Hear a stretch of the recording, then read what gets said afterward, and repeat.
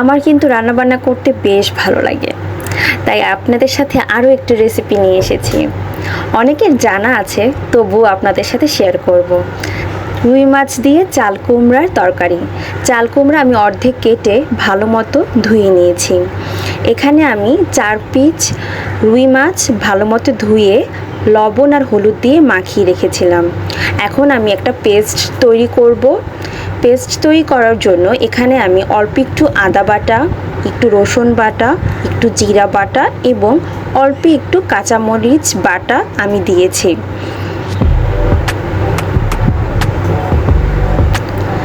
তারপর আমি গুঁড়ো মশলা অ্যাড করব। এখানে আমি অল্প একটু হলুদের গুঁড়ো, মরিচের গুঁড়ো এবং লবণ দিয়েছি। এখানে আমি কোনো পেঁয়াজ বাটা ইউজ করিনি।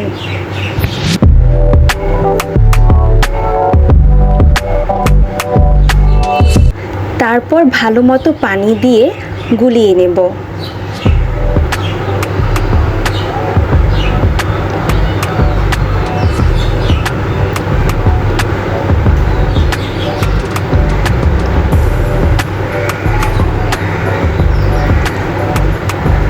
এখন কড়াইতে তেল গরম করে আমি ভালো মতো মাছগুলো ভেজে নেব।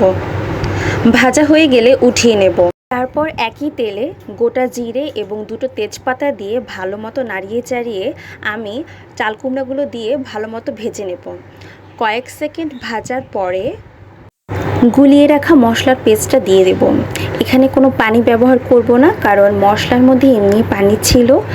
তারপর ভালো মতো নেড়ে চেড়ে আমি কয়েকটা কাঁচামরিচ দিয়ে তারপর ঢাকা দিয়ে নেব। ঢাকা খুলে আমি কয়েকবার ভালো মতো নেড়ে নিয়েছি। মশলার সাথে চাল কুমড়াটা ভালো মতো কষিয়ে নেওয়ার পর আমি এখানে পরিমাণ মতো পানি দিয়ে দেব। পানি দিয়ে ভালো মতো নেড়ে আবার একটু ঢাকা দিয়ে দেব।